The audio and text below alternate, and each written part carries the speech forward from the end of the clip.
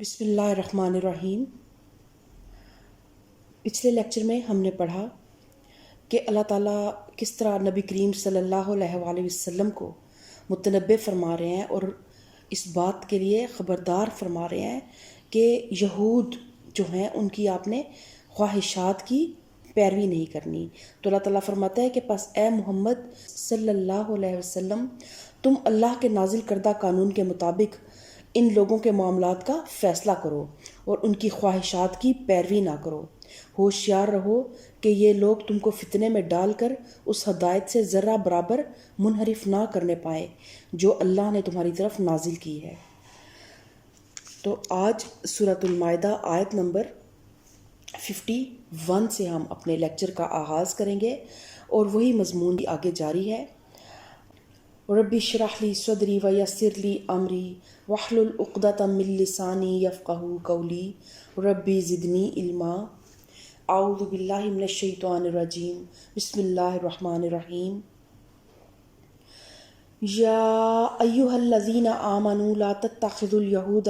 والنصارى اولیاء بعضهم اولیاء بعض ومن يتولهم منکم فإنہ منہم ان اللہ لا یہدی القوم الظالمین۔ اے لوگو جو ایمان لائے ہو، یہودیوں اور عیسائیوں کو اپنا رفیق نہ بناؤ، یہ آپس ہی میں ایک دوسرے کے رفیق ہیں، اور اگر تم میں سے کوئی ان کو اپنا رفیق بناتا ہے تو اس کا شمار بھی پھر انہی میں ہے۔ یقیناً اللہ ظالموں کو اپنی رہنمائی سے محروم کر دیتا ہے۔ تو جس طرح نبی کریم صلی اللہ علیہ وآلہ وسلم کو اللہ تعالیٰ نے متنبع فرمایا، اس طرح اب اللہ تعالیٰ قیامت تک کے تمام مسلمانوں کو متنبع فرما رہا ہے کہ یہودیوں اور عیسائیوں کو اپنا رفیق نہ بناؤ۔ اور رفیق کا مطلب ہوتا ہے قلبی دوست بنانا۔ بعض اوقات ہم کسی ایسی کمیونٹی میں رہ رہے ہوتے ہیں جہاں ہمیں ان کے درمیان رہنا پڑتا ہے، جیسے ہمارے جو مسلمان بہن بھائی آؤٹ آف کنٹری چلے جاتے ہیں، یورپین کنٹریز میں چلے جاتے ہیں، ان کے ارد گرد غیر مسلم لوگ ہوتے ہیں، تو قلبی دوست، قلبی وابستگی ان کے ساتھ نہیں رکھنی چاہیے، لیکن ایک انسانی جو تعلقات ہیں، دکھ درد میں ان کی مدد کرنا اور اپنے اخلاق سے ان کو متاثر کرنا، اور اتنا متاثر کرنا کہ وہ آپ کے دین کی طرف متوجہ ہوں، آپ کے دین میں ان کو کوئی اٹریکشن فیل ہو، نہ کہ یہ ہو کہ آپ اپنے دین کو بھول کے ان کے قدموں کی پیروی کرنے لگ پڑیں اور آدھے تیتر اور آدھے بٹیر بن جائیں۔ اور ویسے بھی اس وقت جو مدنی دور تھا، جب مسلمان ہر طرف جو ہے وہ ارد گرد ان کے وہ قبائل موجود تھے، تو وہاں پر اس بات کی زیادہ ضرورت محسوس ہوئی، اور اللہ تعالیٰ نے پھر مسلمانوں کو متنبع کیا، کیونکہ اس وقت تک عرب میں کفر اور اسلام کی کشمکش کا فیصلہ نہیں ہوا تھا۔ اگرچہ اسلام اپنے پیروں کی سرفروشیوں کے سبب ایک طاقت بن چکا تھا، لیکن مقابل کی طاقتیں بھی ابھی زبردست تھیں۔ اسلام کی فتح کا جیسا امکان تھا، ویسا ہی کفر کی فتح کا بھی امکان تھا۔ اس لیے مسلمانوں میں جو لوگ ابھی منافق تھے یا قلبی طور پہ ان کا ایمان ابھی مضبوط نہیں تھا، وہ اسلامی جماعت میں رہتے ہوئے یہودیوں اور عیسائیوں کے ساتھ بھی ربط ضبط رکھنا چاہتے تھے، تاکہ یہ کشمکش اگر اسلام کی شکست پر ختم ہو تو ان کے لیے کوئی نہ کوئی جائے پناہ محفوظ رہے۔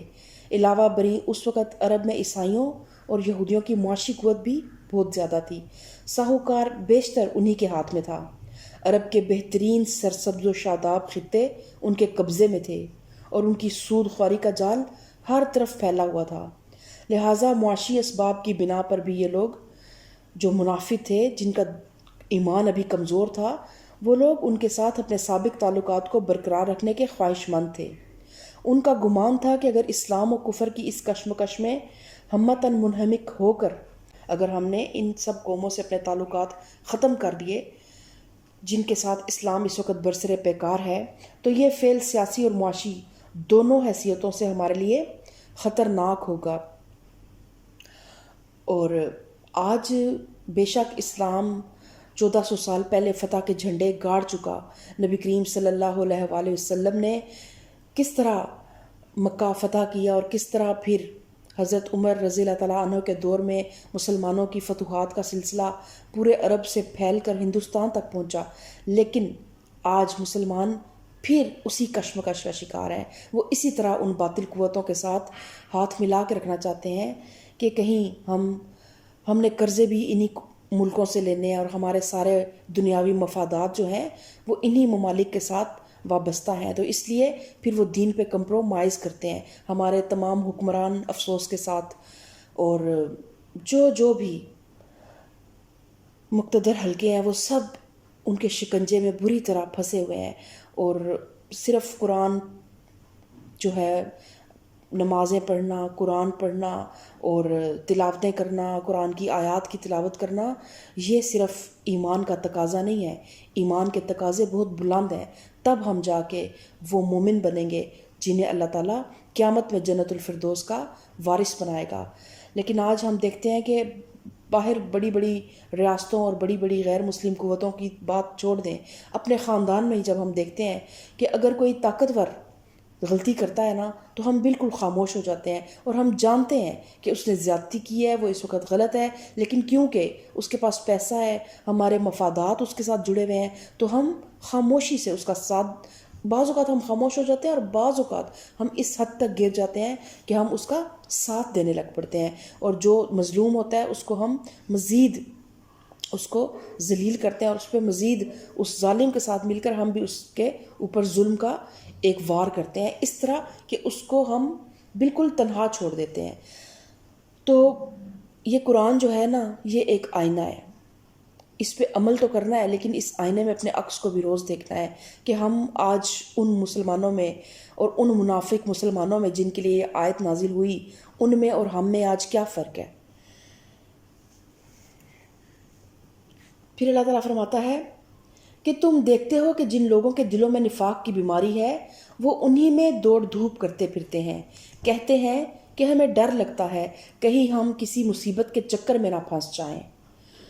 مگر بعید نہیں کہ اللہ جب تمہیں کوئی فیصلہ کن فتح بخشے گا یا اپنی طرف سے کوئی اور بات ظاہر کرے گا تو یہ لوگ اپنے اس نفاق پر جسے یہ دلوں میں چھپائے ہوئے ہیں نادم ہوں گے. اللہ تعالیٰ فرماتا ہے کہ ابھی تو یہ کچھ آدھے تیتر آدھے بٹیر بن کر، آدھے مسلمان اور آدھے منافق بن کر زندگی گزار رہے ہیں، لیکن جیسے ہی تمہیں فتح ملے گی یا کوئی بھی اللہ تعالیٰ کی طرف سے ایسی کوئی دلیل نظر آئے گی جس میں تمہارا اثر و رسوخ زیادہ ہوگا، تو پھر ان کا جھکاؤ جو ہے وہ تمہاری طرف ہو جائے گا. یعنی فیصلہ کن فتح سے کم تر درجے کی کوئی ایسی چیز جس سے عموماً لوگوں کو یہ یقین ہو جائے کہ ہار جیت کا آخری فیصلہ اسلام ہی کے حق میں ہوگا، تو پھر یہ تمہاری طرف ان کا جھکاؤ ہو جائے گا. تو یا پھر اللہ تعالیٰ اپنی طرف سے کچھ اور ظاہر کرے گا. تو پھر اس وقت جس نفاق کو یہ اپنے دلوں میں چھپائے ہوئے ہیں اس پر نادم ہوں گے. اللہ تعالیٰ جو منافق ہوتا ہے نا، اس کی منافقت کا پول کھول کے رکھتا ہے. ہمیشہ ایک نہ ایک دن منافق کے چہرے سے ایسے حالات اللہ تعالیٰ ضرور پیدا کر دیتا ہے کہ منافق جو ہے نا، اس کا، جیسے کہ آپ دیکھیں کہ غزوہ احد میں جب مسلمان اپنا لشکر لے کر مدینے سے باہر نکلے تو عبداللہ بن ابی جو بڑی نمازیں پڑھتا تھا اور نبی کریم صلی اللہ علیہ وآلہ وسلم کی مجالس میں آ کے بیٹھا کرتا تھا، لیکن جب ایک ایسی آزمائش آئی کہ مسلمانوں کا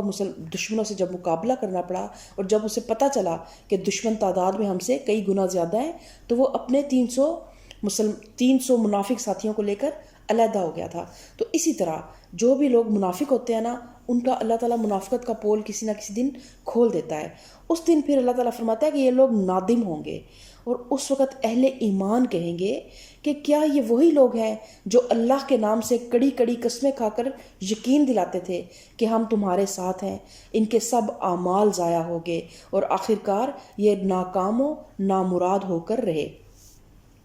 یعنی کہ مومن کیونکہ بھولا بھالا ہوتا ہے، وہ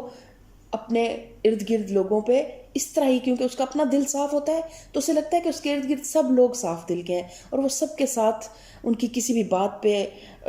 شک کی نظر سے نہیں دیکھتا اور خوش گمان رہتا ہے ان کے حوالے سے. لیکن جب ان کی منافقت کھلتی ہے تو پھر اس وقت جب کسی انسان کی آنکھیں کھلتی ہیں، تو اس طرح اللہ تعالیٰ فرماتا ہے کہ جب مسلمان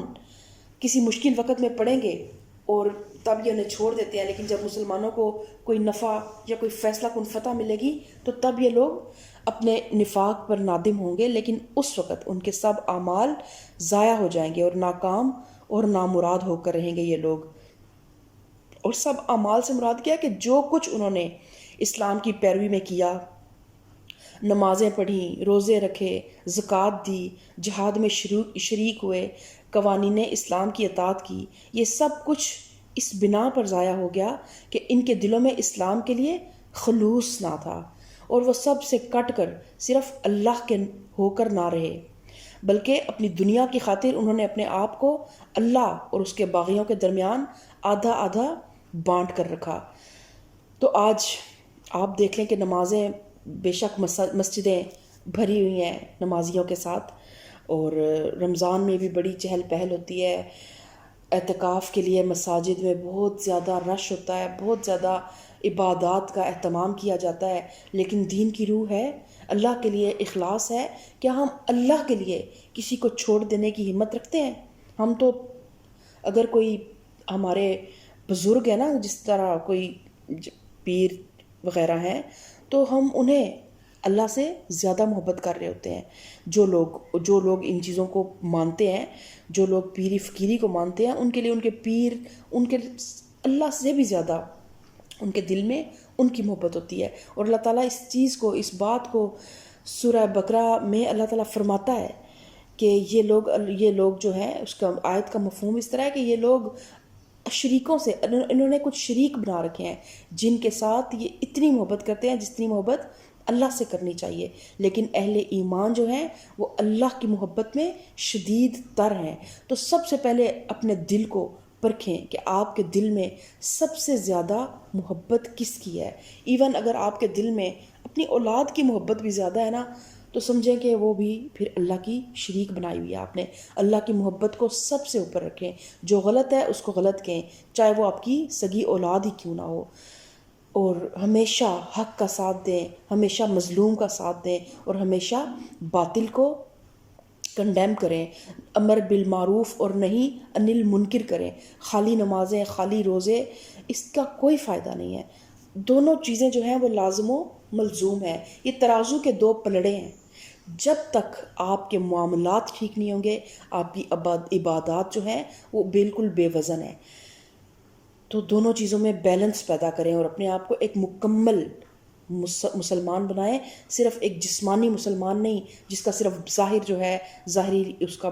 اٹھنا بیٹھنا یا نماز پڑھنا یا مسجد آنا جانا، یہ ہی صرف ایمان کا تقاضا نہیں ہے۔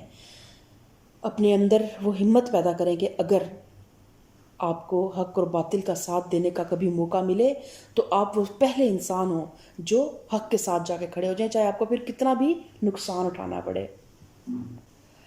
یا ایھا الذین آمنوا من یرتد منکم عن دینہ فسوف یأتی اللہ بقوم یحبهم ویحبونہ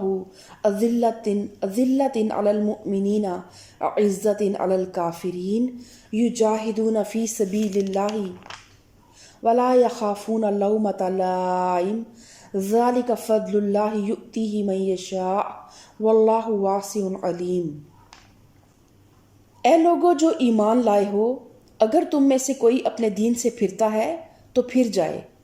اللہ اور بہت سے لوگ ایسے پیدا کر دے گا جو اللہ کو محبوب ہوں گے، اور اللہ ان کو محبوب ہوگا، جو مومنوں پر نرم اور کفار پر سخت ہوں گے۔ مومنوں پر نرم ہونے کا مطلب کیا ہے؟ کہ ایک جو مومن ہے نا، اہل ایمان کے مقابلے میں کبھی اپنی طاقت کا استعمال نہیں کرتا، اس کی ذہانت، اس کی ہوشیاری، اس کی قابلیت، اس کا اثر و رسوخ، اس کا مال، اس کا جسمانی زور، کوئی بھی چیز مسلمانوں کو دبانے اور ستانے اور نقصان پہنچانے کے لیے نہیں ہونی چاہیے، اور مسلمان اپنے درمیان اس کو ہمیشہ ایک نرم خو، رحم دل، ہمدرد اور حلیم انسان ہی پائیں گے۔ یعنی ایسا نہیں ہوگا کہ وہ صرف اپنے چند جو پسندیدہ لوگ ہیں، جو ان کے منظور نظر ہیں، جو ان کے جو ہے بہت زیادہ ٹیسیاں کرتے ہیں، صرف ان کے لیے وہ حلیم اور بردبار اور نرم خونی ہوں گے ہر مسلمان کے لیے جو رب سے محبت کرتا ہے، جو رب سے عقیدت رکھتا ہے، جو رب کا نام لیتا ہے، جو کلمہ طیب پڑھتا ہے، لا الہ الا اللہ محمد رسول اللہ، اس کے لیے کبھی بھی وہ نقصان کا باعث نہیں بنے گا۔ اپنی کوئی بھی صلاحیت، چاہے وہ اس کے کسی عہدے کی طاقت ہے، چاہے وہ اس کا مالی جاہ و حشم ہے، وہ کسی چیز کو بھی کبھی مسلمانوں کو نقصان پہنچانے کے لیے استعمال نہیں کرے گا۔ اور کفار پر سخت ہونے کا مطلب یہ ہے کہ ایک مومن آدمی اپنے ایمان کی پختگی، دینداری کے خلوص، اصول کی مضبوطی، سیرت کی طاقت اور ایمان کی فراست کی وجہ سے مخالفین اسلام کے مقابلے میں پتھر کی چٹان کی مانند ہو کہ کسی طرح اپنے مقام سے ہٹایا نہ جا سکے۔ وہ اسے کبھی موم کی ناک اور نرم چارہ نہ پائیں۔ انہیں جب بھی اس سے سابقہ پیش آئے ان پر یہ ثابت ہو جائے کہ یہ اللہ کا بندہ مر تو سکتا ہے مگر کسی قیمت پر بھی بک نہیں سکتا اور کسی دباؤ سے دب نہیں سکتا۔ اور علامہ اقبال رحمۃ اللہ نے اس کو ایک بہت خوبصورت شعر میں اس آیت کو پرو دیا ہے: ہو حلقہ یاراں تو بریشم کی طرح نر، رزم حق و باطل ہو تو فولاد ہے مومن۔ لیکن آج ہماری ساری طاقتیں اپنے ہی مسلمان بھائیوں کو، مسلمان ہم وطنوں کو ذلیل کرنے میں، ان کو دبانے میں، ان کی آواز کو کچلنے میں صرف ہو رہی ہیں، اور باطل قوتوں کے ساتھ، یہود و نصارہ کے ساتھ ہم نے اپنے ہاتھ ملائے ہوئے ہیں۔ تو اب ان آیات کی روشنی میں آپ دیکھ لیں کہ بے شک پورے کا پورا قرآن آپ کے سینے میں محفوظ ہو، آپ حافظ قرآن کا کتنا بڑا تمغہ لگا لیں، لیکن اگر آپ قرآن کی آیات پر عمل نہیں کرتے تو پھر آپ سے بڑا منافق کوئی نہیں ہے۔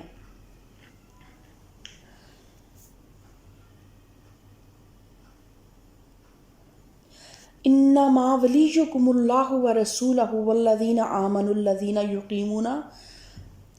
انما ولیکم اللہ ورسولہ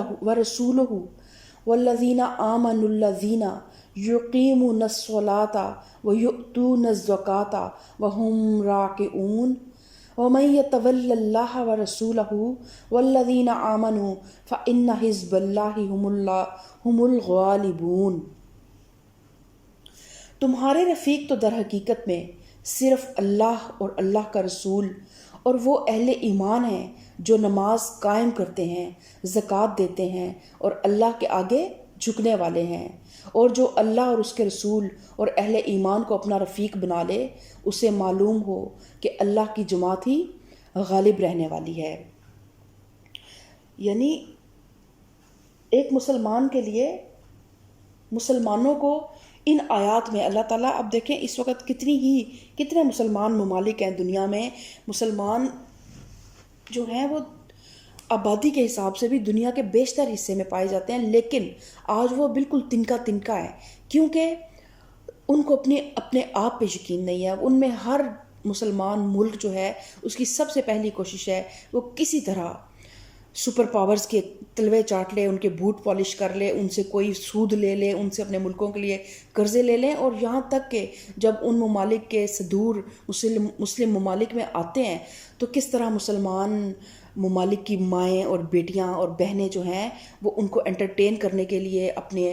جسموں کو تھرکاتی ہیں اور اپنی ورتھ کو بالکل زیرو کر دیتی ہیں۔ اور یہ سب قصور ہمارے حکمرانوں کا ہے، جنہیں اپنی ورتھ کا اندازہ نہیں ہے، جنہیں یہ حکمران، یہ طاقت، یہ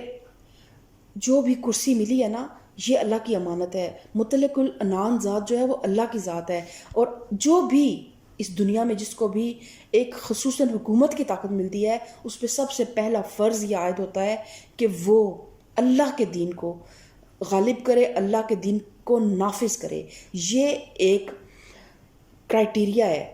کہ جب آپ کو حکمرانی ملے، جب آپ کو حاکمیت ملے تو آپ نے اللہ کے دین کو نافذ کرنا ہے۔ اور انسان کو اس دنیا میں بھیجا اس لیے گیا ہے کہ وہ اس زمین پہ اللہ کے دین کو نافذ کرے، لیکن آج ہمیں یہ سب قرآن صرف ہم نے ثواب حاصل کرنے کے لیے رکھ لیا کہ جب کسی نئے گھر میں شفٹ ہوں تو وہاں پہ تھوڑی دیر کے لیے قرآن پاک کی تلاوت کر لیں کہ وہاں پہ ہماری کوئی نیگیٹو انرجیز نکل جائیں، اور اس کے علاوہ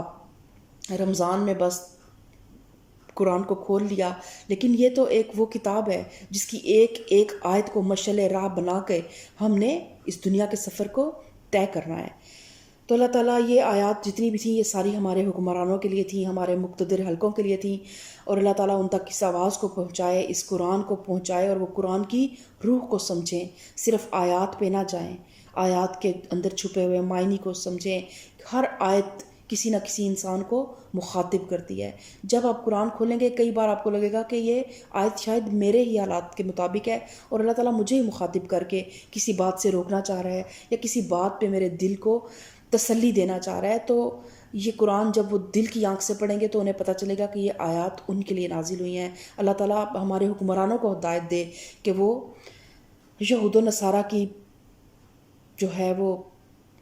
خوش آمدیں کرنے سے باز آئیں، اور آپس میں تمام مسلمان ممالک مل کے اپنا ایک بلاک بنائیں اور ایک ایسی طاقت بن جائیں جسے کوئی بھی دبا نہ سکے، جسے کوئی شکست نہ دے سکے، اور اللہ کے دین کو مشرق سے لے کے مغرب تک نافذ کر دیں۔ آمین ثم آمین۔ سبحان ربک رب العزت عما یصفون وسلام علی المرسلین والحمد للہ رب العالمین۔